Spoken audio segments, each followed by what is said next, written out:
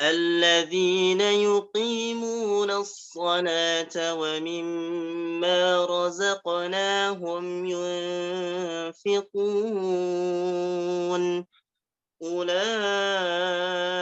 هم المؤمنون حقا لهم درجات عند ربهم ومغفرة ورزق كريم كما أخرجك ربك من بيتك بالحق وإن فريقا من المؤمنين لكارهون يجادلونك في الحق بعدما تبين كأنما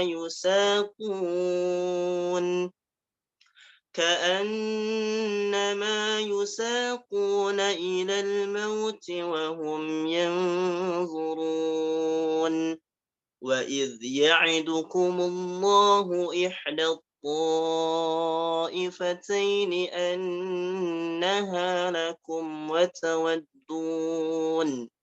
وتودون أن غير ذات الشوكة تكون لكم ويريد الله أن يحق الحق بكلماته ويقطع دابر الكافرين ليحق الحق ويبطل الباطل ولو كره المجرمون صدق الله العظيم. السلام عليكم ورحمة الله وبركاته. Waalaikumsalam warahmatullahi wabarakatuh. Waalaikumsalam warahmatullahi wabarakatuh. Syukran kepada Ustaz yang membacakan tilawah ya. Semoga yang mendengar yang membacakan dapat rahmat dari Allah. Baiklah, kita lanjut dengan sesi penyampaian materi yang akan disampaikan oleh Ustadz Asad. Kepada Ustadz Asad, dipersilahkan.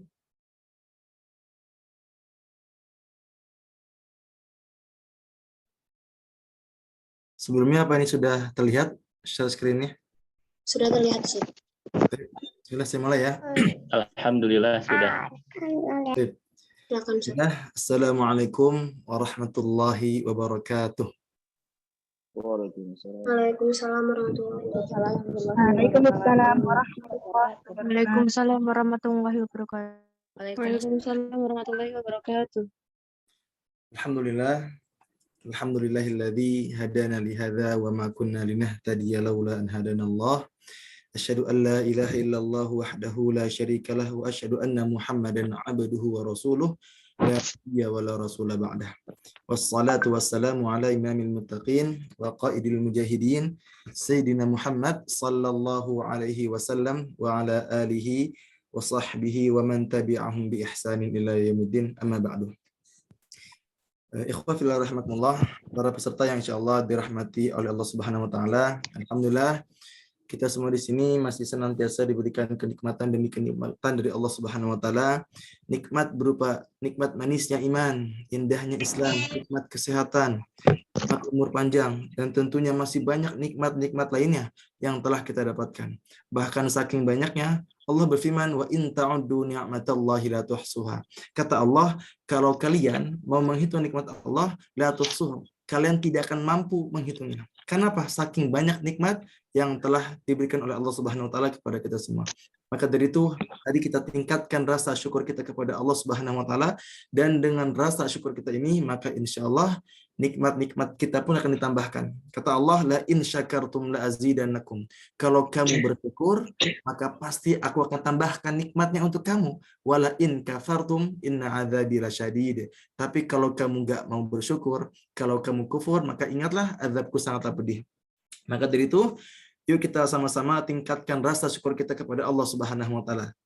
Dan juga tak lupa salawat serta salam kita senantiasa curah limpahkan kepada junjungan kita semua, suri tauladan kita semua, Nabi besar Nabi Muhammad sallallahu alaihi wasallam, yang telah membawa umat manusia dari zaman jahiliyah penuh kegelapan ke zaman Islam yang terang benderang. Masya Allah, tabarakallah. Pada malam ini ada 300 peserta yang Masya Allah sudah menyempatkan waktunya, sudah hadir di kajian malam ini gitu kan. Walaupun mungkin di antara antum ada yang sibuk, ada yang benar-benar banyak kegiatan, tapi Masya Allah antum bisa menyempatkan waktunya walaupun sudah malam, tapi Masya Allah dengan semangat antum bisa menghadiri kajian pada malam ini. Masya Allah 300 peserta ini bukan sedikit ya teman-teman. Ini Masya Allah luar biasa sekali. Ya semoga Khadimul Quran yang menyelenggarakan dan antum semua yang hadir pun bisa mendapatkan keberkahan dari Allah Subhanahu Wa Taala. Dan doa saya semoga kita di sini, saya sebagai pembicara dan antum sebagai peserta, semoga kita pun bisa dikumpulkan kembali di surganya kelak. Amin ya Allah Rabbal Alamin. Oke teman-teman semua, tema kita hari ini adalah 10 langkah mencintai Al-Quran. Saya jamin antum semua di sini yang hadir, ada 300 orang, pasti mau dirinya bisa mencintai Al-Quran sepenuh hati. Nah, sebelum kita mulai materinya, izinkan saya untuk memperkenalkan diri terlebih dahulu. Nah, nama saya Muhammad Asadullah, biasa dipanggil Asad. Saya lahir di Sukabumi 13 Desember 2001. Untuk pendidikan, saya TK di TK IT Azhar Sukabumi, SD di SD IT Madani Bogor, SMP di SMP IT SK Sukabumi, dan SMA di Pondok Pesantren Terpadu Darul Quran Mulia Bogor. Dan untuk kesibukan sekarang, alhamdulillah saya kuliah semester 6 di University di Turki tepatnya. Dan kesibukan lainnya, saya pun mengajar di Khadimul Quran. Jadi teman-teman semua nih yang hadir di sini, ini adalah lembaga yang kami dirikan, yang saya dirikan bersama teman-teman saya. Jadi ada beberapa program, ada kelas tahfidz-nya, ada kelas ziyadah, kelas murojaah, ada kajian bulanan, dan masih banyak kegiatan-kegiatan lainnya. Jadi bagi teman-teman semua yang mungkin masih kepo tentang Khadimul Quran, bisa langsung cek nih di Instagramnya, di @khadimul_Quran. Ingat ya teman-teman yang masih kepo mungkin tentang Khadimul Quran, teman-teman bisa langsung ke IG-nya di khadimul_Quran gitu kan. Dan di situ pun ada link yang bisa teman-teman cek yang buat info-info mengenai kami gitu kan. Selain saya kuliah dan juga mengajar di Khadimul Quran, saya pun sebagai konten kreator dakwah di @asadullah. Mungkin bagi teman-teman semua ada yang sudah follow ya. Tapi yang belum follow silahkan di-follow dulu gitu kan, insyaallah. Karena Masya Allah, insyaallah akhirnya bermanfaat buat teman-teman semua. Lalu yang keempat, saya pun menulis buku. Alhamdulillah, saya sudah menulis 3 buku. Alhamdulillah, juga sudah bestseller semua. Dan untuk teman-teman semua di sini juga berkesempatan nih mendapatkan buku itu gitu kan. Jadi saya lagi buka giveaway. Jadi bagi teman-teman semua yang bisa meringkas atau meresum kajian pada malam ini dan teman-teman posting di Instagram dan tag saya dan juga Khadimul Quran, insya Allah nih kalau misalnya sesuai dengan kriteria, insya Allah teman-teman bisa berhak mendapatkan 1 buku gratis dari saya gitu kan, insya Allah. Dan akan ada 2 pemenang. Jadi bagi teman-teman semua silakan ikut, silakan dimaksimalkan, insya Allah dengan teman-teman ikut pun bisa bermanfaat, insya Allah. Oke, kita kembali ke materi, yaitu tentang mencintai Al-Quran. 10 langkah mencintai Al-Quran. Saya awali dengan pertanyaan. Kenapa sih kita ini harus mencintai Al-Quran? Mungkin di sini ada di antara teman-teman semua yang masih bertanya-tanya. Kenapa sih kita ini harus mencintai Al-Quran? Kenapa kita harus senantiasa berinteraksi dengannya? Kenapa kita harus benar-benar dekat dengan Al-Quran? Gitu kan. Maka di sini saya mengutip ada 3 alasan. Kenapa kita harus mencintai Al-Quran? Alasan yang pertama, kenapa kita harus mencintai Al-Quran adalah karena kita seorang Muslim. Jadi kalau kita mengaku sebagai orang Muslim, kalau kita mengaku sebagai orang yang beriman, tugas kita bukan hanya sekedar membacanya. Tugas kita bukan hanya sekedar menghafalnya. Tapi tugas kita pun bisa mencintai Al-Quran sepenuh hati. Ingat teman-teman semua, kalau kita mengaku sebagai orang yang Muslim, kita mengaku orang yang beriman kepada Al-Quran, maka tugas kita bukan hanya sekedar membacanya, bukan hanya sekedar menghafalnya, tapi kita pun harus senantiasa bisa mencintai Al-Quran dan juga tentunya mempelajarinya. Karena pada hakikatnya Al-Quran itu bukan hanya sekedar dihafal, bukan hanya sekedar dibaca, tapi kita cintai, kita amalkan, kita pelajari.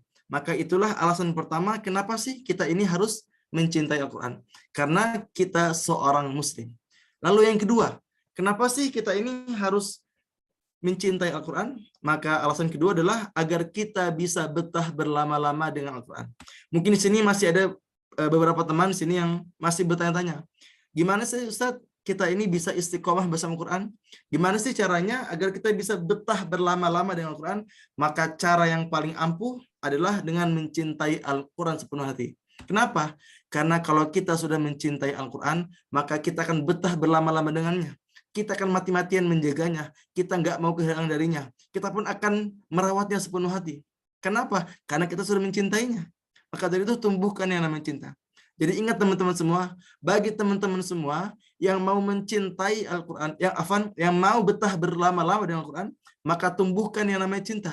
Tumbuhkan cinta kita dengan Al-Quran. Karena cinta dengan Al-Quran adalah kekuatan terdahsyat.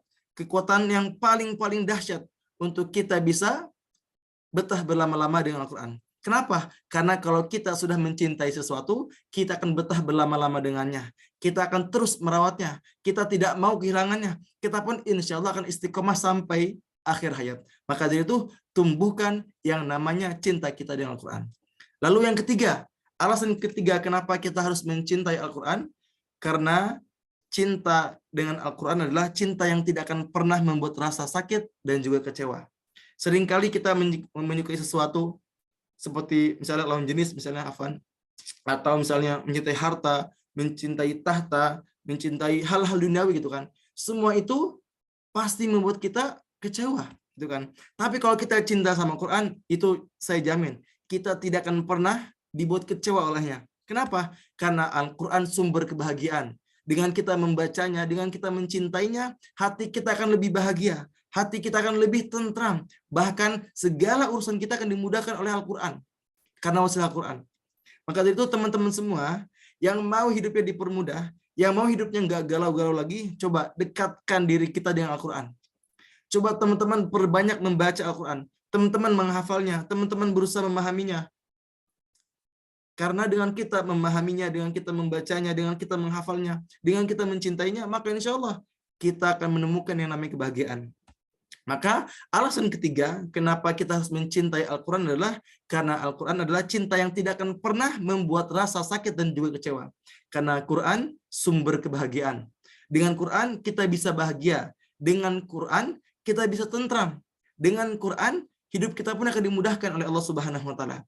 Bahkan salah satu janji Allah, barang siapa yang disibukkan dirinya dengan Al-Quran sampai-sampai ia lupa berdoa, maka kata Allah, ia akan diberikan keutamaan yang lebih utama daripada orang-orang yang berdoa. Bayangkan, orang yang disebutkan membaca Quran, orang itu sudah mencintai Al-Quran, sudah membacanya, sudah menghafalnya, benar-benar disebutkan dengan Al-Quran. Maka kata Allah, orang-orang seperti itu akan dimudahkan setiap urusannya. Dia akan tidak galau lagi, dia tidak ada rasa sakit lagi, tapi dia akan terus bahagia, hatinya tentram. Karena apa? Karena dia sudah mencintai Al-Quran. Karena ingat, Al-Quran sumber kebahagiaan. Maka itulah 3 alasan kenapa kita harus mencintai Al-Quran. Yang pertama, karena kita seorang muslim. Kalau kita mengaku sebagai orang muslim, maka wajib bagi kita mencintainya. Bukan hanya sekedar membacanya, bukan hanya sekedar menghafalnya, tapi kita pun harus mencintainya. Lalu yang kedua, agar kita betah berlama-lama dengan Al-Quran. Kalau kita pengen istiqomah bersama Quran, kalau kita pengen berlama-lama dengan Al-Quran, kita pengen betah berlama-lama dengannya, maka tumbuhkan yang namanya cinta. Karena dengan kita mencintainya, kita akan terus merawatnya. Kita akan menjaganya. Kita akan mati-matian tidak mau kehilangannya. Bahkan kita pun akan diberikan keistiqomahan bersama Al-Quran sampai akhir hayat. Dan alasan ketiga adalah karena cinta dengan Al-Quran adalah cinta yang tidak akan pernah membuat rasa sakit dan juga kecewa, karena Quran sumber kebahagiaan yang membuat hati kita tentram dan hidup kita pun akan dimudahkan oleh Allah Subhanahu wa taala. Maka tanamkan 3 poin ini agar kita bisa memaksimalkan diri kita untuk bisa mencintai Quran sepenuh hati. Tapi yang menjadi pertanyaan adalah bagaimana caranya agar kita bisa mencintai Al-Quran. Nah, seperti tema kita hari ini adalah 10 langkah agar kita bisa mencintai Al-Quran, maka teman-teman semua silakan disiapkan alat tulisnya, siapkan pikirannya, teman-teman fokus, catat poin demi poin, karena insya Allah dengan kita mengetahui poin demi poin ini bisa menumbuhkan cinta kita dengan Al-Quran. Jadi di sini saya akan mengutip 10. Yang pertama adalah adanya keinginan yang kuat. Kita mulai dengan adanya yang namanya niat. Karena jika keinginan saja tidak ada, jika niat saja tidak ada, bagaimana mungkin kita bisa mencintainya? Banyak orang yang bilang pengen menghafal Quran, orang yang pengen membaca Al-Quran, pengen lancar baca Quran, pengen mencintai Al-Quran, tapi sayangnya mereka tidak yakin dengan dirinya sendiri. Mereka nggak yakin, mereka benar-benar masih ragu. Maka akhirnya ya mereka pun sulit dalam mengamalkannya gitu kan. Tapi kalau kita misalnya dimulai dengan ada keinginan yang kuat, dengan ada niat dan juga tekad yang kuat, maka insya Allah kita pun akan dimudahkan. Maka mindset yang paling pertama yang harus kita buat adalah bahwa kita pun bisa kok mencintai Al-Quran. Kita pun bisa kok istiqomah bersama Al-Quran. Maka mulailah dari yang namanya niat. Mulailah dari yang namanya keinginan. Karena kalau niat aja nggak ada, kalau keinginan aja nggak ada, bagaimana mungkin kita menggapainya? Maka mulailah dari adanya keinginan yang kuat. Mulailah dengan yang namanya niat yang lurus gitu kan. Nah, yang kedua, cara kedua agar kita bisa mencintai Al-Quran adalah dengan memperbaiki keikhlasan kita. Pastikan hati kita benar-benar ikhlas ketika berinteraksi dengan Al-Quran. Jadi teman-teman semua, ketika membaca Al-Quran, ketika menghafal Al-Quran, ketika berinteraksi dengan Al-Quran, pastikan hati kita ikhlas. Hati kita mengharapkan yang namanya ridho Allah Subhanahu wa Ta'ala. Kita bukan mengharapkan pujian, bukan mengharapkan sanjungan, bukan mengharapkan gelar, bukan itu semua. Tapi kita menghafal Quran, kita berinteraksi dengan Al-Quran untuk mendapatkan ridho Allah Subhanahu wa Ta'ala. Karena hati-hati yang kotor, hati-hati yang tidak ikhlas, maka mereka akan sulit mencintai Al-Quran. Maka mereka akan sulit dalam istiqomah bersama Al-Quran. Jadi bagi teman-teman semua yang pengen istiqomah bersama Al-Quran, yang pengen mencintai Al-Quran sepenuh hati, maka perbaiki keikhlasannya kita. Karena selain kita pun akan sulit ketika mencintai Al-Quran kalau kita tidak ikhlas, resiko ketidakikhlasan adalah sangat luar biasa. Jadi bagi teman-teman semua, misalnya nih, ada yang menghafal, tapi tujuan utamanya hanya untuk mendapatkan pujian. Atau misalnya ada yang menghafal Quran, tapi tujuan utamanya untuk mendapatkan gelar. Dia menghafal Quran 30 juz, tujuan utamanya untuk mendapatkan gelar Al-Hafiz misalnya. Dia tujuan utamanya untuk mendapatkan gelar wisuda misalnya. Nah, hati-hati teman-teman. Jangan sampai seperti ini. Kenapa? Karena Rasul pernah menyampaikan, orang-orang yang menghafal Quran, orang-orang yang menuntut ilmu, tapi niatnya hanya mengharapkan duniawi, maka mereka itu akan dilemparkan pertama kali ke neraka. Bayangkan. Rasul bersabda, pada hari kiamat, Allah Subhanahu wa Ta'ala akan turun kepada hambanya untuk meminta pertanggungjawaban atasnya di dunia. Dan setiap manusia, setiap umat datang dalam keadaan membungkuk. Dan kata Rasul, orang yang paling pertama kali dipanggil oleh Allah adalah para penghafal Quran, para penuntut ilmu. Lalu orang-orang ini ditanya, wahai penghafal Quran, wahai penuntut ilmu, apa yang telah kamu lakukan di dunia ini? Orang-orang ini menjawab, ya Allah, aku telah membaca Quran, aku telah menghafal Quran, aku telah mempelajarinya, aku berinteraksi dengannya pagi, siang, malam karenamu ya Allah. Tapi apa kata Allah? Kadzabta, kamu bohong, kamu dusta. Kamu menghafal Quran, kamu berinteraksi dengan Quran, bukan karenaku, bukan karena Allah, tapi untuk mendapatkan pujian, untuk mendapatkan sanjungan, untuk mendapatkan gelar Qori, untuk mendapatkan gelar Al-Hafidh. Dan itu semua sudah kamu dapatkan ketika kamu di dunia. Dan singkat hadis, orang-orang seperti ini, yang niatnya salah, yang hatinya tidak ikhlas, yang hanya mengharapkan yang namanya duniawi doang, maka kata Rasul, orang-orang seperti ini akan dilemparkan pertama kali ke neraka. Bayangkan teman-teman semua. Sungguh bahayanya hati kita jika tidak ikhlas. Maka terus beristighfar, terus memohon ampunan kepada Allah, dan juga memohon pertolongan kepada Allah Subhanahu wa Ta'ala agar hati kita senantiasa ikhlas karena Allah Subhanahu wa Ta'ala. Dan dalam ayat 15 surat Hud, Allah pun berfirman, "Man kana yuridul hayatad dunya wa zinataha nuwaffi ilaihim a'malahum fiha wa hum fiha la yubkhasun." Kata Allah, barang siapa yang ibadah, tujuan utamanya hanya mengharapkan duniawi dan juga perhiasannya. Ingat, ibadah yang tujuan utamanya hanya duniawi, hanya duniawi dan juga perhiasannya, harta, tahta, lawan jenis dan sebagainya, maka kata Allah, nuwaffi ilaihim a'malahum fiha wa hum fiha la yubkhasun. Kata Allah, kami memang akan memberikan balasan penuh mereka di dunia. Dan mereka tidak akan dirugikan di dunia. Tapi ingat, itu hanya di dunia. Karena Allah melanjutkan ayat selanjutnya, ulaikal ladzina laisa lahum fil akhirati illa an-nar wa habita ma sana'u fiha wa batilum ma kanu ya'malun. Astagfirullahaladzim. Kata Allah apa? Mereka itulah orang-orang yang tujuan utamanya hanya mengharapkan duniawi, maka kata Allah, laisa lahum fil akhirah finnar illa an-nar. Mereka tidak akan mendapatkan apa-apa di akhirat kecuali neraka. Wa habita ma sana'u fiha, dan sia-sialah apa yang mereka usahakan. Wa batilum ma kanu ya'malun, dan terhapuslah apa yang mereka kerjakan. Maka dari itu, mari kita tingkatkan hati kita ini untuk senantiasa ikhlas karena Allah Subhanahu wa taala. Kita menghafal Quran, kita membaca Al-Quran bukan mengharapkan hal-hal duniawi, tapi kita mengharapkan yang namanya ridha Allah Subhanahu wa taala. Tujuannya apa? Dengan hati kita yang ikhlas, insya Allah kita akan mendapatkan cinta yang sebenarnya dengan Al-Quran. Dan kita pun akan dijauhkan dari azab Allah Subhanahu wa taala. Maka itulah alasan kedua, poin kedua agar kita bisa mencintai Al-Quran adalah memperbaiki keikhlasan kita kepada Allah Subhanahu wa taala. Yang ketiga, paksakan perbanyak interaksi. Bagi teman-teman semua di sini yang mau mencintai Al-Quran sepenuh hati, maka terus paksakan diri kita ini untuk memperbanyak interaksi. Karena ingat, cinta akan tumbuh ketika kita memperbanyak interaksi. Ingat teman-teman semua, cinta akan tumbuh ketika kita memperbanyak interaksi. Seperti halnya kita yang awalnya nggak pernah chattingan sama lawan jenis. Tapi suatu ketika kita chattingan sama orang itu, kita ngobrol, kita misalnya diskusi itu kan. Nah, ketika adanya interaksi itu bisa jadi menumbuhkan yang namanya cinta. Itu sudah hal yang wajar gitu kan. Dan kita dengan Quran pun seperti itu. Dengan kita memperbanyak interaksi dengannya, kita membacanya, kita menghafalnya, kita mempelajarinya, maka insya Allah kita pun akan dianugerahi yang namanya kecintaan dengan Al-Quran. Maka bagi teman-teman semua yang benar-benar mau mencintai Al-Quran, maka paksakan diri kita ini untuk senantiasa berinteraksi dengan Al-Quran.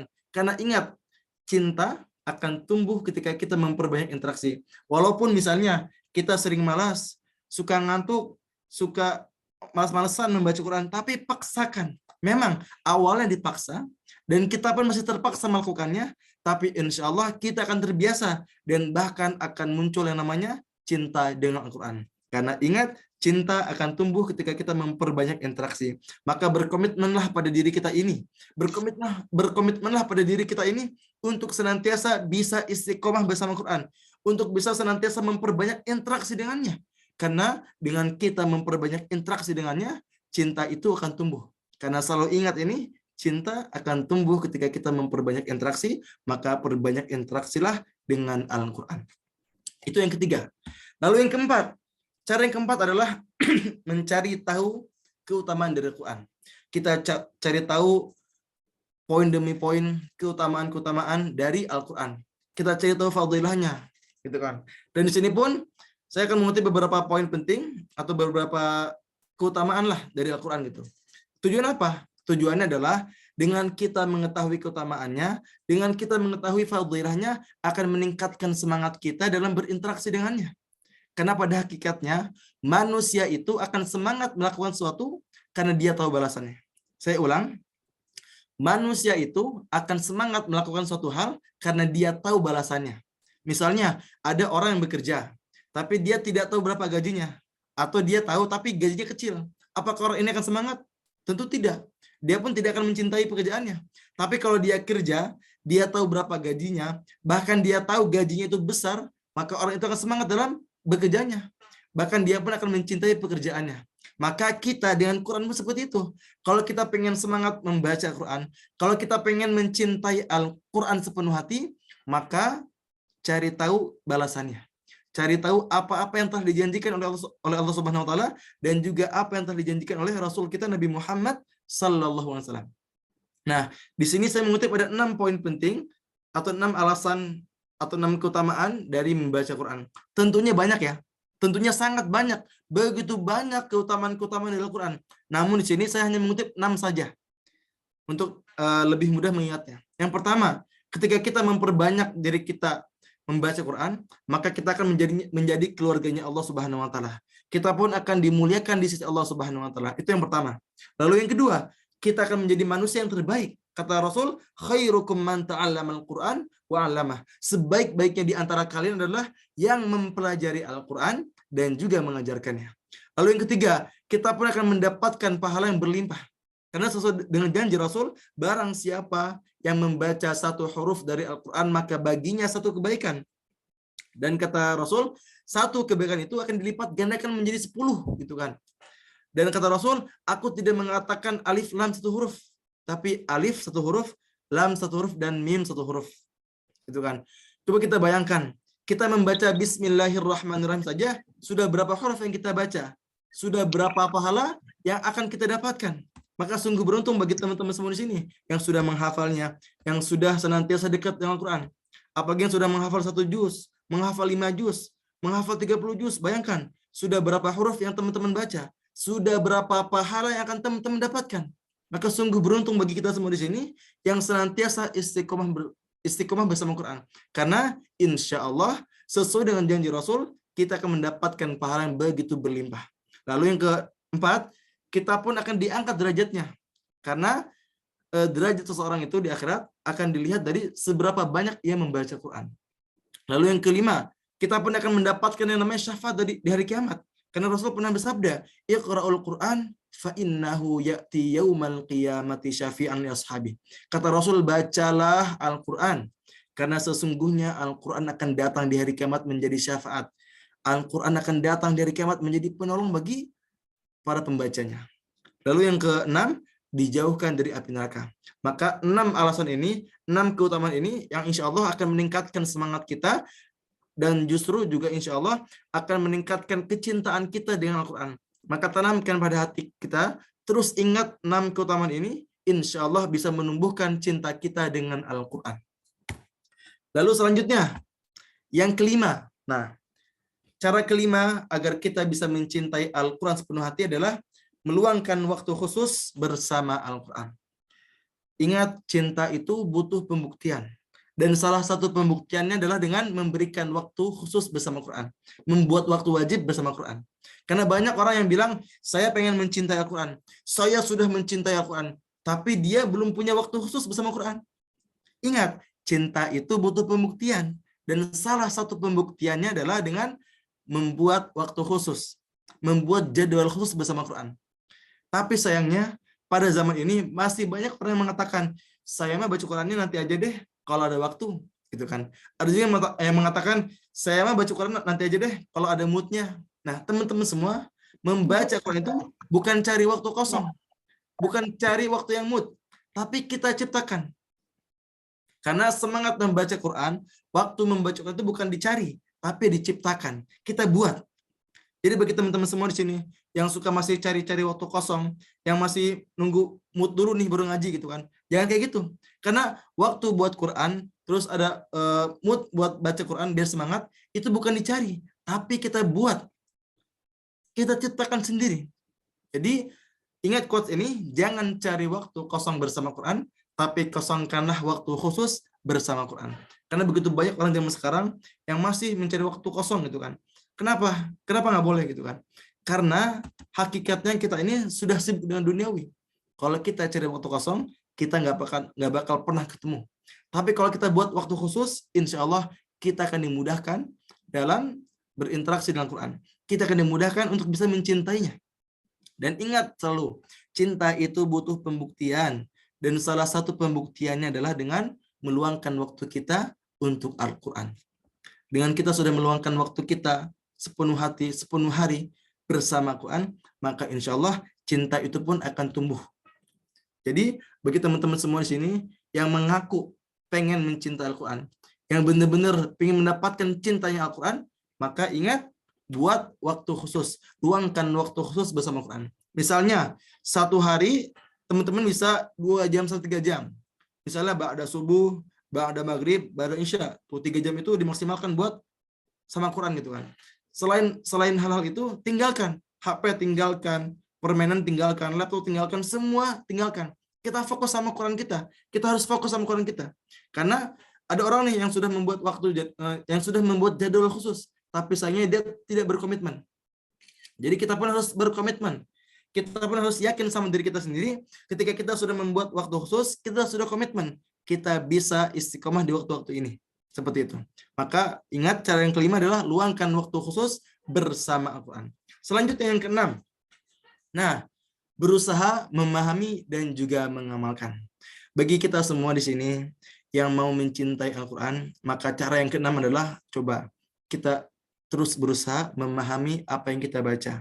Kita pun berusaha mengamalkan apa yang kita baca. Kita memahami, mengamalkan apa yang kita hafal. Karena ingat, cinta itu pembuktian, butuh pembuktian, dan salah satu pembuktian adalah dengan berusaha memahaminya dan juga mengamalkannya. Seperti halnya misalnya ada suami istri gitu kan. Ketika suami istri ini sudah berkomitmen yang katanya cinta gitu kan, maka mereka ini insya Allah akan saling memahami dan mereka pun akan berusaha mengamalkan apa yang misalnya yang pasangannya mau gitu kan. Maka kita dengan Quran pun seperti itu. Kalau kita pengen cinta sama Quran, kalau kita berkomitmen pengen cinta Al-Quran, maka kita pun harus terus berkomitmen untuk terus berusaha memahami dan juga mengamalkan. Memang sulit, nggak apa-apa. Yang terpenting kita berusaha. Ingat, di sini saya menulis berusaha memahami dan juga mengamalkan. Kenapa? Karena memang sulit. Saya sendiri pun sulit banget gitu kan. Saya pun masih belajar, saya pun masih nggak bisa apa-apa. Tapi saya mengajak kepada teman-teman semua, yuk kita berusaha memahami dan juga mengamalkan Al-Quran. Karena dengan kita berusaha memahaminya dan juga mengamalkannya, maka insya Allah cinta itu pun akan tumbuh. Next, yang ketujuh, carilah lingkungan yang mendukung. Bagi teman-teman semua yang mau mencintai Al-Quran, yang mau istiqomah bersama Al-Quran, coba cari lingkungan yang mendukung. Cari teman-teman yang soleh, cari guru-guru yang bisa membimbing, cari lingkungan yang bisa mendukung teman-teman semua agar bisa istiqomah. Karena begitu banyak orang yang tidak istiqomah, karena apa? Karena lingkungannya. Begitu banyak orang yang awalnya soleh, tapi karena dia bergaul dengan teman-teman yang kurang baik, sehingga ia terjerumus ke dalam kemaksiatan. Ingat, Rasul pernah bersabda, al-mar'u ala dini khalilih. Agama seseorang itu dilihat dari teman dekatnya. Bayangkan, Rasul menjelaskan, bukan anak.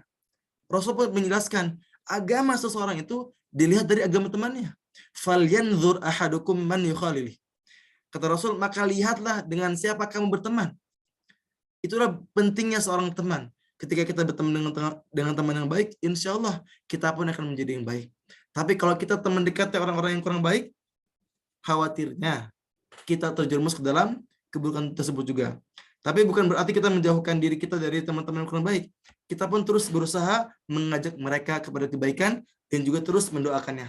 Yang terpenting untuk teman dekat, teman bermain, carilah teman-teman yang baik, teman-teman yang soleh.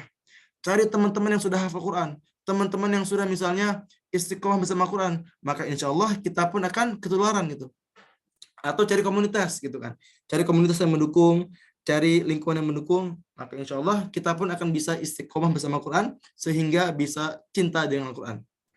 Nah, salah satu komunitas yang bisa teman-teman terus ikuti, ya ini salah satunya, Khadimul Quran. Jadi alhamdulillah setiap bulannya kami pasti mengadakan namanya kajian online. Itu kan Khadimul_Quran kalau teman-teman pengen lihat IG-nya. Kami tiap bulan mengadakan kajian online ya, Masya Allah, pesertanya lihat sampai 400 orang. Ini bukan orang yang sedikit gitu kan. Masya Allah sangat luar biasa gitu kan pada semangatnya. Inilah yang bisa meningkatkan atau menjaga keimanan kita. Dengan kita mengikuti komunitas, dengan kita mengikuti lingkungan yang baik, maka insya Allah kita pun akan terus berusaha mengikutinya dan juga terus bisa terbawa olehnya. Maka dari itu, poin ketujuh ini, carilah lingkungan yang mendukung. Karena ingat kata Rasul, agama seseorang itu dilihat dari teman dekatnya. Lalu yang kedelapan, nah ingatlah perjuangan Rasulullah SAW dan juga para sahabatnya. Al-Quran yang sudah kita dapatkan hari ini, yang sudah kita dapati hari ini, yang begitu sempurna. Ada harokatnya, ada titik-titiknya, ada terjemahannya, ada tafsirnya, ada asbabun nuzulnya. Itu tidak akan didapatkan di zaman Rasul. Itu kan. Maka dari itu untuk kita ini yang sudah mendapatkan Quran yang begitu enak, di HP ada, di laptop ada, kita bisa lihat di YouTube, kita bisa lihat misalnya di Spotify misalnya, atau dimanapun kita bisa menemukan Al-Quran. Kita pun bisa mempelajari Al-Quran sepenuh hati. Gitu kan. Maka dari itu terus coba ingat perjuangan Rasul yang sudah menjaga mati-matian keutuhan Al-Quran, yang sudah menjaga kesucian Al-Quran. Karena perjuangan beliau, para sahabatnya dan juga para tabi'in dan seterusnya, alhamdulillah kita merasakan yang namanya Quran yang begitu sempurna. Quran yang begitu mudah kita dapati. Ada di aplikasi, ada di handphone, ada di laptop. Begitu mudah kita dapatkan. Karena apa? Karena itu perjuangannya Rasulullah SAW. Perjuangan para sahabat. perjuangan para tabi'in dan juga para ulama. Maka terus ingat perjuangan mereka, dengan kita memiliki mengingat terus mereka, insya Allah kita pun akan bisa mencintai Al-Quran sepenuh hati.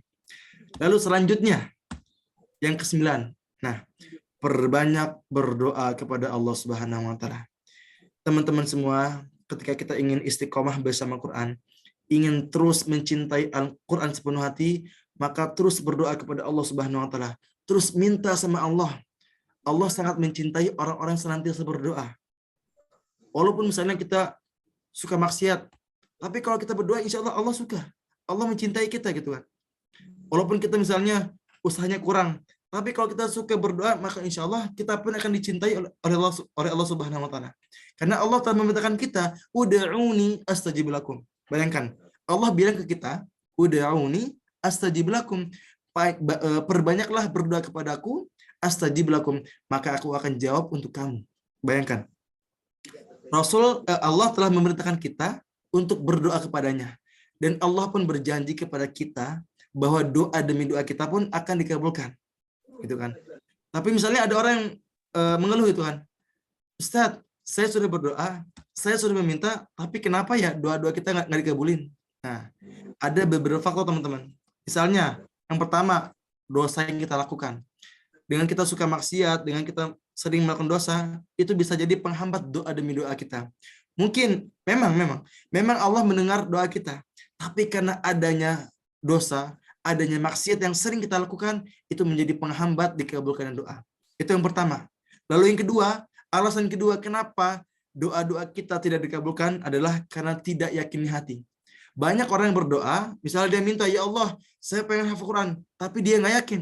Ya Allah, saya pengen mencintai Al-Quran, tapi dia nggak yakin. Maka Allah tidak akan berikan.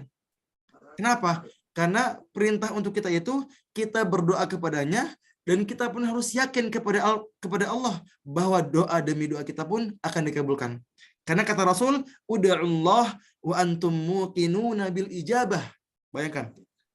Kata Rasul, berdoalah kepada Allah dan yakinlah bahwa doa-doamu akan diijabah. Ingat kata Rasul, ud'ullah wa antum muqinuna bil ijabah. Berdoalah kepada Allah dan yakinlah bahwa doa demi doamu akan diijabah. Wa'lamu annallaha la yastajibu du'aan min qalbi ghafilin lahin. Kata Rasul, dan ketahuilah dan ingatlah bahwa Allah tidak akan mengabulkan doa-doa hambanya yang masih lalai, yang masih ragu kepada Allah Subhanahu wa Ta'ala. Maka dari itu, ketika kita berdoa, ketika kita meminta sama Allah, pastikan hati kita yakin. Kita pengen istiqomah bersama Al-Quran, kita pengen istiqomah mencintai Al-Quran, maka banyak berdoa kepadanya dan pastikan hati kita yakin. Kita doa, kita pun yakin bahwa kita bisa. Kita doa, kita pun yakin bahwa doa demi doa kita pun akan dikabulkan. Tapi kita pun harus tetap tawakal ya.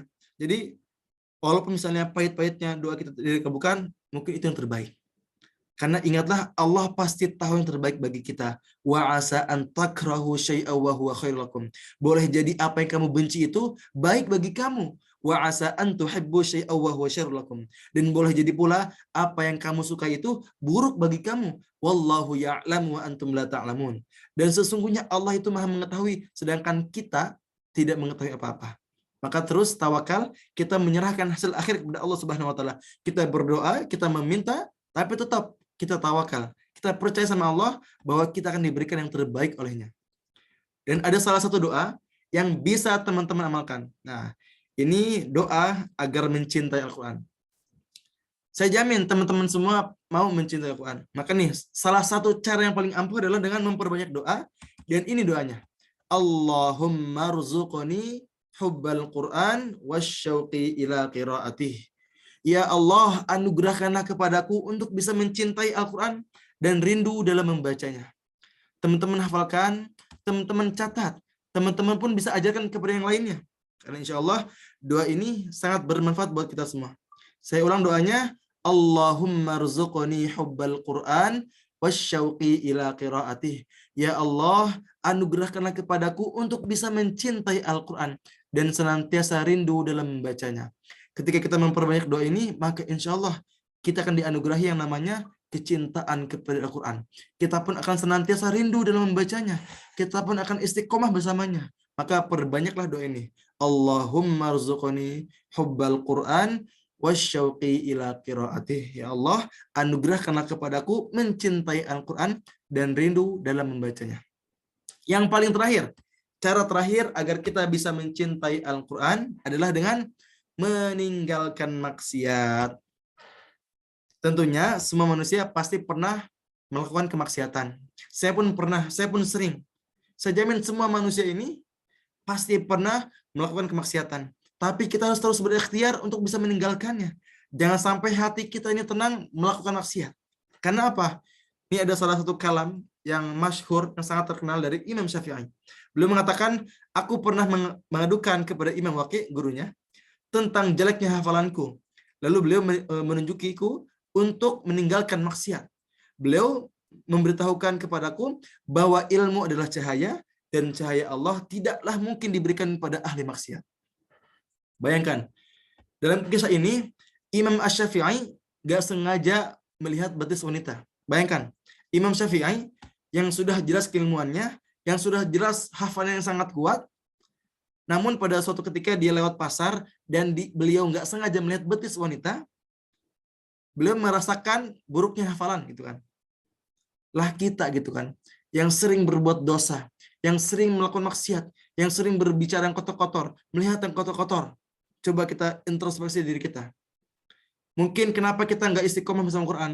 Mungkin kenapa kita nggak bisa mencintai Al-Quran? Mungkin banyak maksiat yang kita lakukan. Dan justru kita malah lupa beristighfar. Ingat, maksiat itu wajar, tapi bukan hal yang diwajarkan. Jadi kita pun harus terus berusaha meninggalkannya dengan memperbanyak istighfar, dengan mengingat kematian, gitu kan. Dan ini ada salah satu doa nih yang bisa teman-teman amalkan agar teman-teman semua bisa berikhtiar meninggalkan maksiat. Apa doanya? Nah, doa ini, Afwan, saya minum dulu.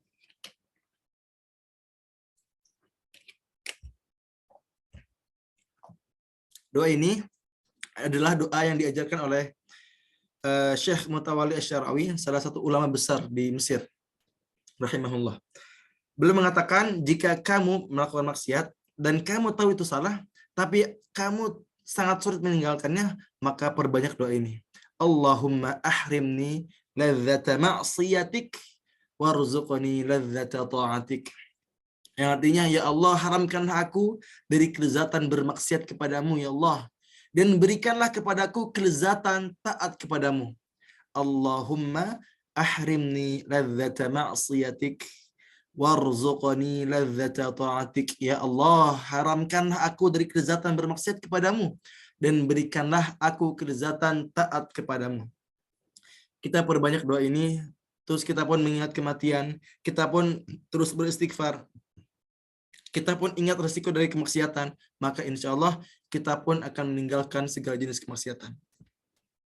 Maka itulah 10 cara agar kita bisa mencintai Al-Quran.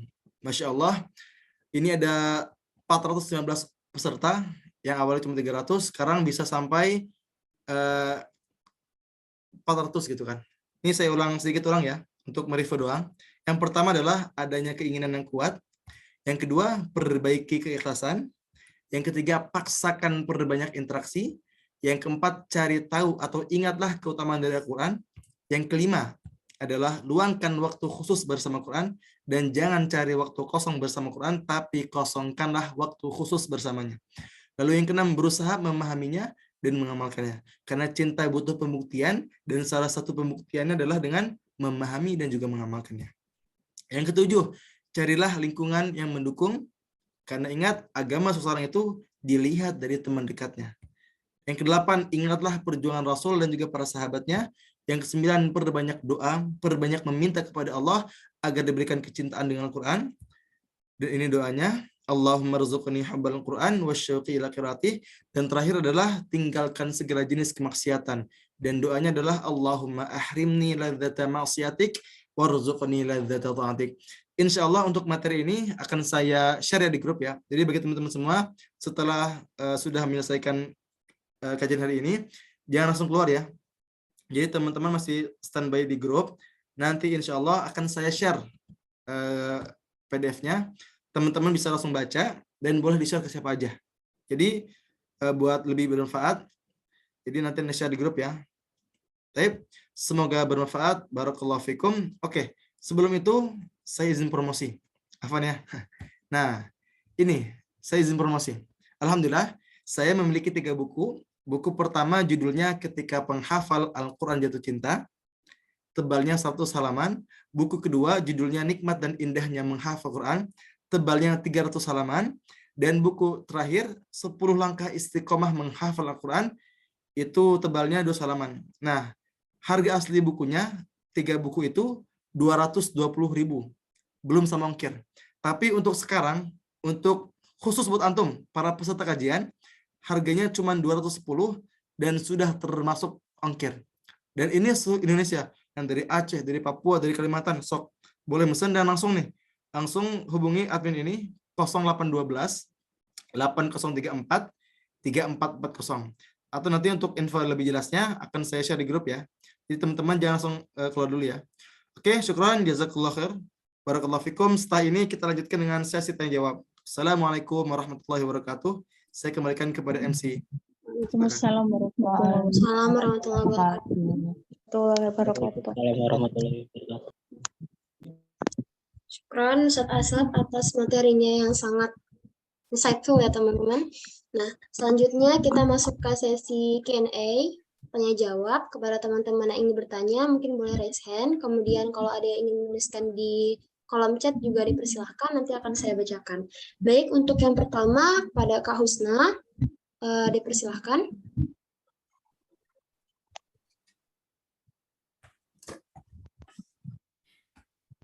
Kak Husna yang sudah raise hand, boleh, silakan Kak.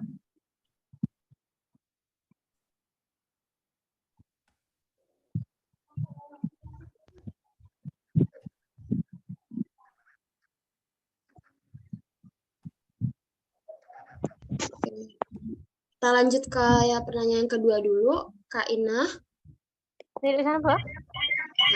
Assalamualaikum warahmatullahi wabarakatuh, Kak. Assalamualaikum warahmatullahi wabarakatuh. Syukran atas kesempatan yang diberikan kepada Ana. Ana izin bertanya.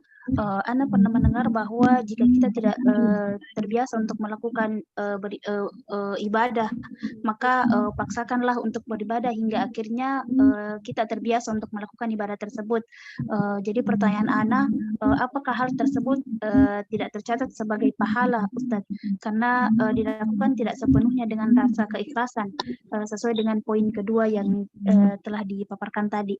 Kemudian yang kedua pertanyaan Ana, bagaimana jika ada seseorang yang menghafal Quran namun mengharapkan keduanya, yaitu mengharapkan dunia juga mengharapkan akhirat. Apakah boleh seperti demikian, Ustaz? Syukran. Masya Allah, ini pertanyaan yang sangat luar biasa ya, sangat ngebut juga. Masya Allah, tadi pertanyaannya kita yang mungkin awalnya masih ibadah tapi masih dipaksa, apakah kita akan mendapatkan pahala yang sama gitu kan? Jawabannya itu haknya Allah. Kita pun nggak bisa asal menilai. Kita pun terus berusaha ikhlas, terus berusaha menjaga hati kita, tapi masalah kita diterima atau enggaknya, masalah pahalanya kita dapat atau enggak, itu haknya Allah. Tapi saya yakin bagi kita yang sudah memaksakan diri kita itu pun dapat pahala. Kenapa? Karena sudah melawan kemalasan, sudah melawan yang namanya kemaksiatan gitu kan. Misalnya dia awalnya suka maksiat, tapi karena dia pengen tobat, terus dia paksakan, awalnya memang berat banget, bahkan dia merasa sangat sulit gitu kan. Nah, dengan dia sudah melawan itu pun, menurut Anda dapat pahala gitu kan. Maka dari itu, untuk masalah diterima atau enggaknya, yaitu haknya Allah gitu kan, haknya Allah. Jadi itu jawabannya. Untuk yang kedua tadi, untuk apakah kita boleh mengharapkan dua gitu kan, akhirat dan juga dunia gitu kan. Jawabannya tentunya untuk tujuan utamanya tetap akhirat. Karena Allah menjelaskan wabtaghi fima atakallahu darul akhirah. Intinya Allah memerintahkan kita untuk terus mencari pahala negeri di akhirat, untuk di akhirat gitu kan. Tapi Allah pun menjelaskan wala tansa nasibaka minad dunya.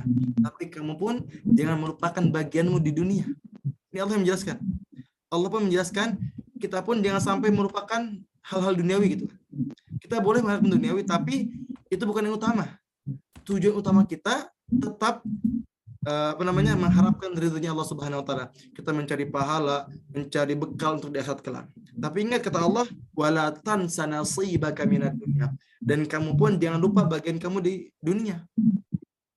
Jadi kata Allah tuh itu terdapat di surat Al-Qasas ayat 77 kalau nggak salah ya. Teman-teman bisa dicek Al-Qasas ayat 77 kalau nggak salah. Wabtaghi fima atakallahu darul akhirah wala tansa nasibaka minad dunya. Jadi kata Allah, kita cari pahala sebanyak-banyaknya buat bekal di akhirat, tapi jangan lupa bagian kita di dunia. Jadi kalau mengharapnya dunia, ya boleh-boleh aja, tapi untuk tujuan utamanya tetap mengharapkan ridhonya Allah Subhanahu wa taala. Wallahu a'lam bishawab, semoga terjawab. Boleh dilanjutkan dengan pertanyaan berikutnya, silakan. Syukran Ustaz. Ana izin bacakan yang di kolom chat 1 ya Ustaz ya. Ya, sudah. Nah, ini ada yang bertanya, bagaimana kalau kita sering maksiat, apakah kita masih bisa dekat dengan Al-Quran? Kemudian, apakah Allah masih memberikan kesempatan bagi para pelaku maksiat untuk bisa mengamalkan Al-Quran?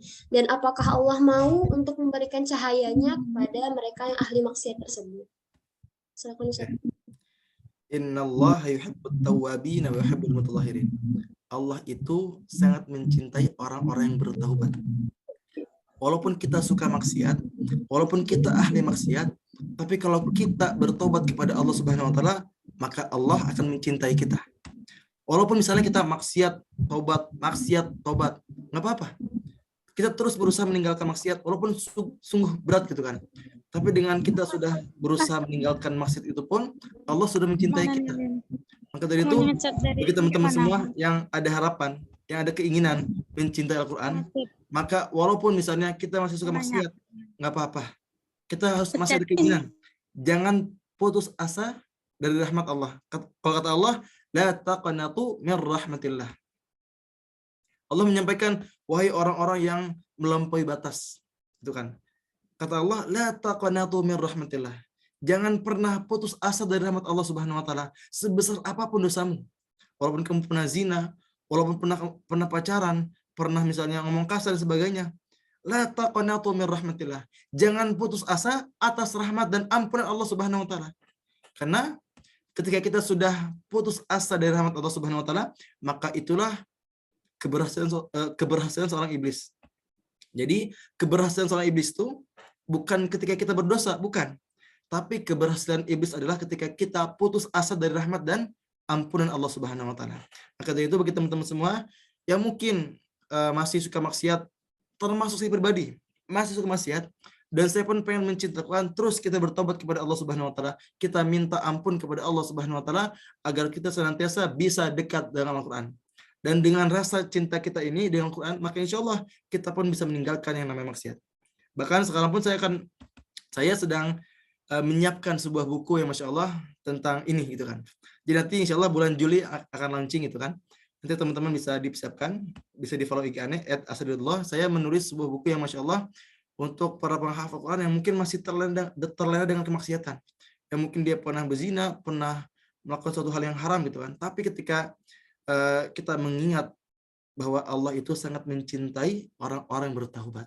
Bahkan Allah pun mengatakan la taqnatu min rahmatillah. Jangan pernah putus asa atas rahmat Allah Subhanahu wa taala. Dan kita yang mau mencintai Al-Quran, insyaallah masih bisa kok mencintainya gitu kan. Walaupun misalnya kita banyak dosa. Wallahu a'lam bishawab, semoga terjawab. Boleh dilanjutkan dengan pertanyaan berikutnya. Ya, syukran Ustaz. Lanjut kepada Kak Nur Humaidah. Persilahkan yang sudah raise hand. Aku izin bertanya, Ustaz. Yang ini saya tanyakan, misalnya seseorang itu sudah berusaha keras untuk berbuat taat dan senantiasa menghindari maksiat, namun ia juga belum mampu untuk misalnya hafalannya itu belum bisa bertambah, apakah mungkin, dan dia juga sering berdoa agar hafalannya itu bisa bertambah. Yang ingin saya tanyakan, Ustaz, apakah mungkin seseorang itu doanya itu dikabulkan nanti di akhirat, ataukah dikabulkan dalam bentuk lain, misalnya dihindarkan dari bahaya karena misalnya doanya itu tidak terkabulkan, dalam hal ini hafalannya tidak bertambah. Syukran Ustaz. Oke. Orang yang menghafal Al-Quran dan qadarullah misalnya nggak nambah-nambah hafalannya, nggak apa-apa. Yang terpenting kita terus berjuang. Karena begitu indah ketika kita berjuang menghafal Quran, kita meninggal dalam keadaan menghafalnya. Karena yang paling parah adalah banyak juga kok misalnya orang yang menghafal 30 juz tapi akhirnya dia suul khotimah gitu kan. Tapi ada orang yang misalnya awalnya pemaksiat tapi dia pengen menghafal Quran walaupun berat, tapi Allah menilai di akhirat kelak itu seperti para penghafal Quran. Karena apa? Karena tahu semangatnya, karena lihat tekadnya. Dia semangat menghafal, dia semangat berdoa, dia semangat terus meminta sama Allah. Walaupun misalnya di dunia Allah tidak mengabulkan secara zahirnya kan, secara zahirnya tidak mengabulkan dengan segi hafalan. Tapi Allah melimpahkan pahala yang begitu banyak karena semangatnya. Allah melimpahkan keberkahan, melimpahkan keridhaan dari Allah, keridhaan kepadanya. Kenapa? Karena semangatnya. Karena ketulusannya dengan bertobat kepada Allah Subhanahu wa taala dan ingin berjuang terus menghafal Al-Qur'an. Dan apakah akan diganti? Ya bisa jadi. Allah akan menggantikan dengan pahala itu kan. Allah akan menggantikan dengan pahala yang begitu berlimpah di akhirat kelak. Wallahu a'lam bishawab, semoga terjawab. Boleh dilanjutkan? Ya, lanjut ya Ustaz. Ini ada pertanyaan dari kolom chat lagi. Bagaimana cara menumbuhkan rasa cinta Al-Quran pada anak-anak? Karena anak-anak sejatinya memang harus dinasihati oleh orang yang lebih dewasa. Sedangkan anak zaman sekarang sudah sulit untuk dinasihati. Begitu Ustaz. Jadi ini buat anak-anak ya? Buat anak-anak. Mungkin maksudnya kayak remaja gitu ya Ustaz, yang sudah sulit untuk dinasihati. Anak muda lah istilahnya. Oh. Yang pertama, Anda pengen ngasih arahan dulu lah. Mungkin ada di sini ada para orang tua muda gitu kan, orang tua muda.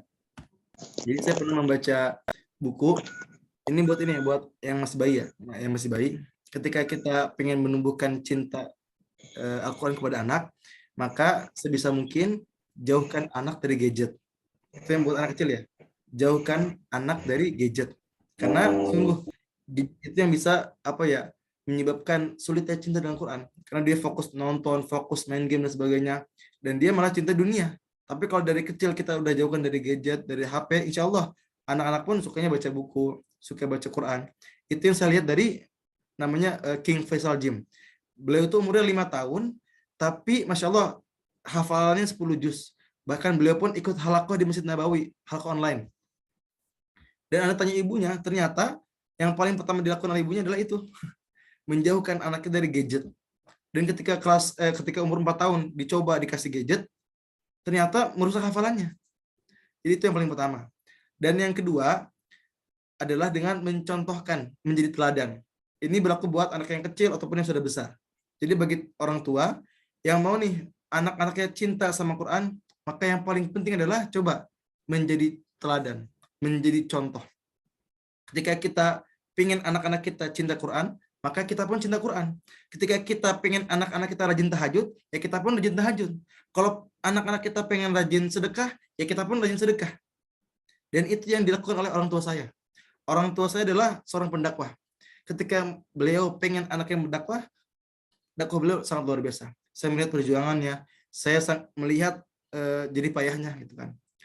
Dan Masya Allah ketika saya melihat perjuangannya, bahkan saya pun melihat kesolihannya, bangun tiap malam tahajud, baca Quran tiap hari gitu kan, dan terus mengajar dan mengajar. Dengan itu, dengan adanya teladan itu bisa turun kepada anaknya. Tapi kalau orang tuanya misalnya dia nyuruh A, nyuruh B, nyuruh C, tapi orang tuanya tidak menyontohkan, orang tuanya tidak menjadi teladan, itu maka akan sulit gitu kan. Jadi maka dari itu bagi orang tua sekalian nih yang mau anak-anak jadi soleh, yang mau jadi anak-anaknya pengen jadi yang cinta Quran, yang hafal Quran, maka contohilah,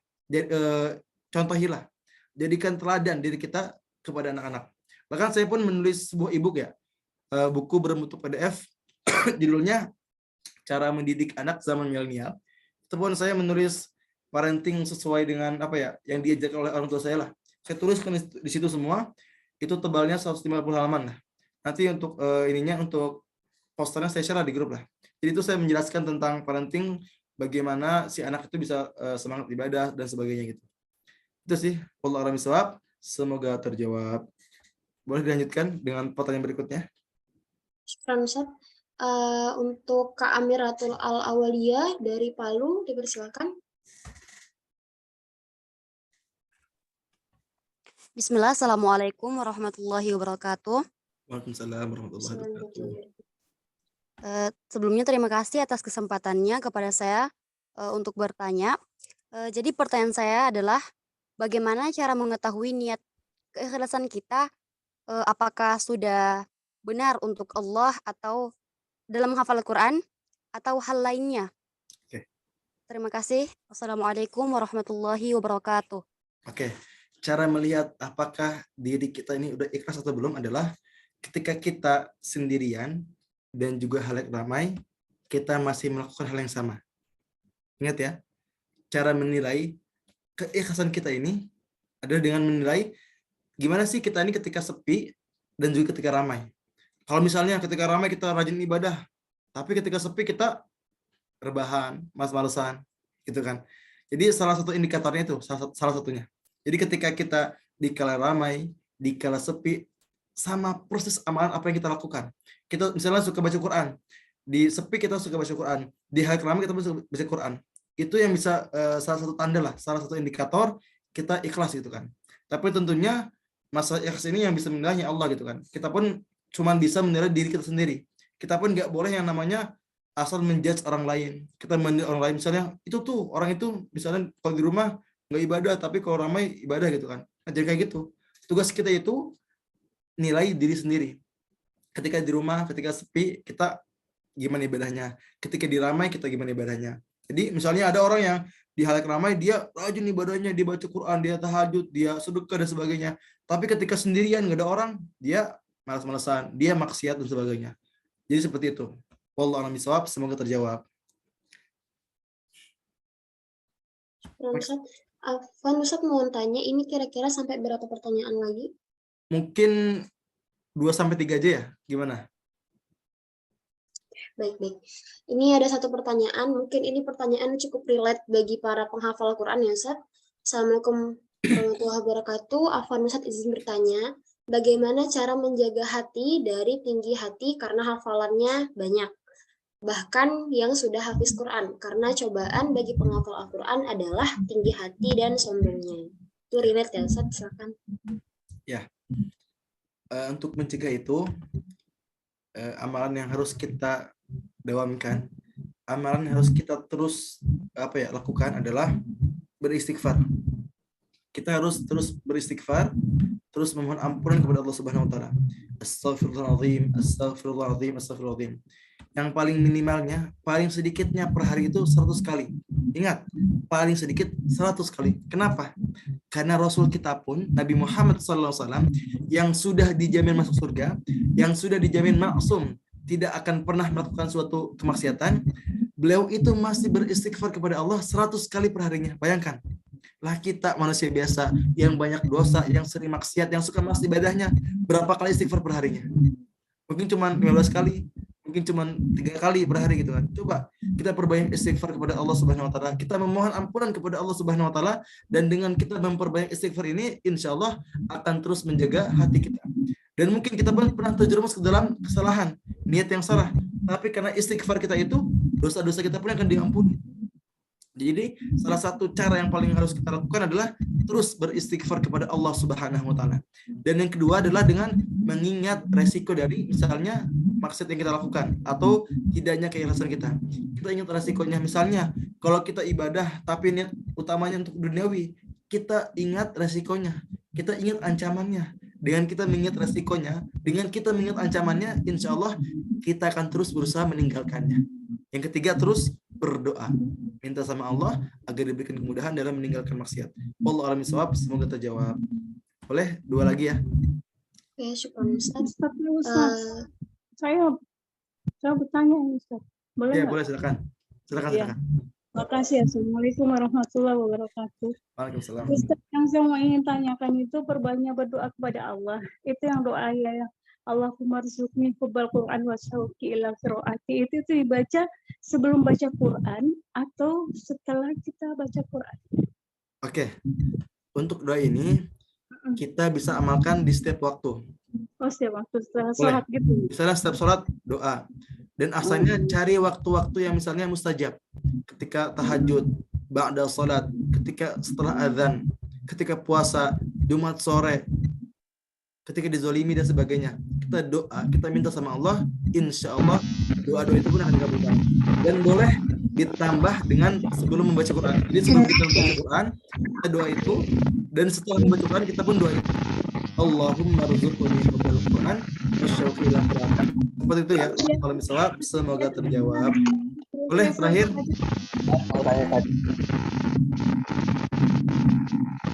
Ya silakan. Sebenarnya bagaimana cara menghafal murojaah sama bacaan biasa? Cara mengaturnya itu. Apakah boleh kalau misalnya kita tuh fokusnya pada hafalan aja tapi tidak baca seperti biasa, misalnya hanya menghafal juz 29, tapi untuk apa namanya itu bacaan-bacaan kayak misalnya juz 1 sampai juz 30-nya itu malah justru kita tinggalkan gitu. Oke. Jawabannya boleh. Misalnya kita fokus hanya menghafal saja. Dan ditambah misalnya kita punya target yang banyak, ya boleh-boleh aja kalau secara hukum ya. Tapi secara misalnya pengen yang mana yang lebih baik, silakan kita sambil menghafal, sambil murojaah, sambil tilawah. Itu yang baik. Kalau ditanya boleh atau enggak ya boleh. Tapi kalau kita lihat yang paling baik, kita bisa menghafal, kita bisa tilawah, kita bisa murojaah, itu jauh lebih baik. Dan ditambah kita pun misalnya tadabbur ayatnya, kita pahami ayatnya, kita berusaha memahaminya, itu jauh lebih baik. Jadi gitu. Kalau ditanya boleh atau enggaknya ya boleh, tapi kalau ditanya mana yang lebih baik, silakan cari interaksi yang banyak, kita memahaminya, kita mentadaburinya, kita tilawah, kita murojaah, kita mengajarkan dan sebagainya. Gitu ya. Wallahu a'lam bishawab. Sudah ya?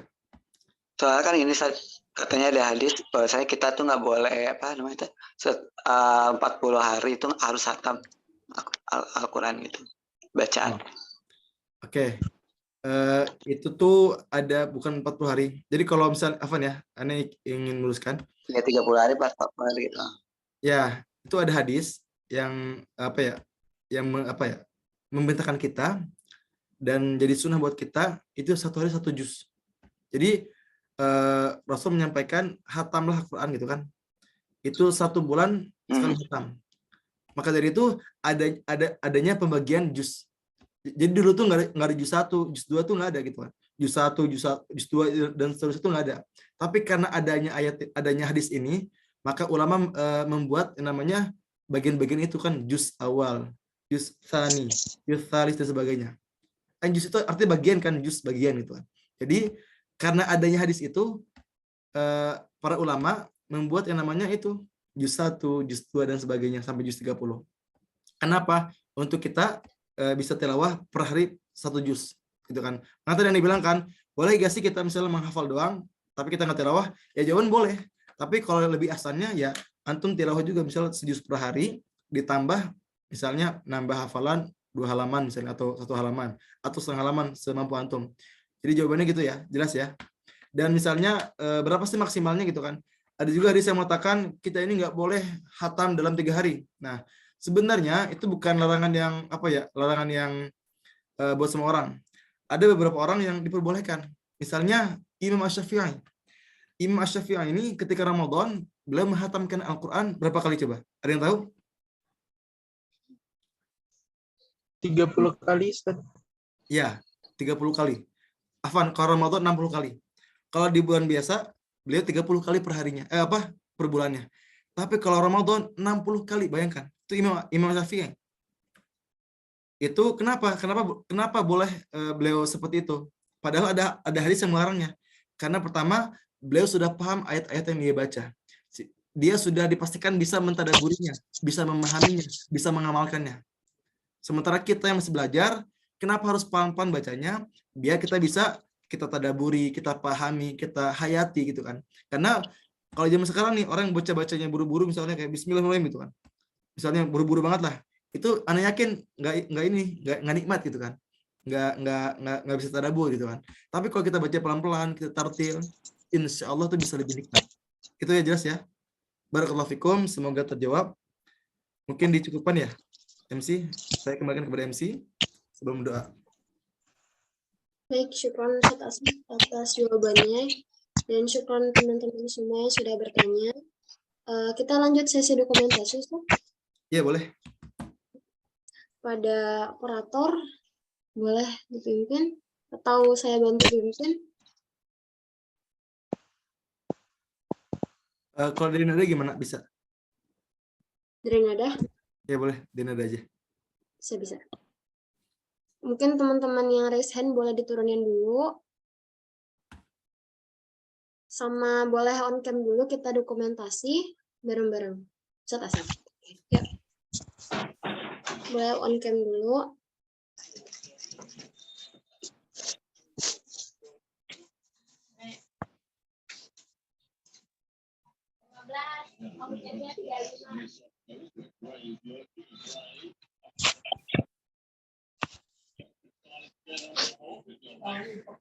Ya teman-teman boleh on cam dulu, kita dokumentasi.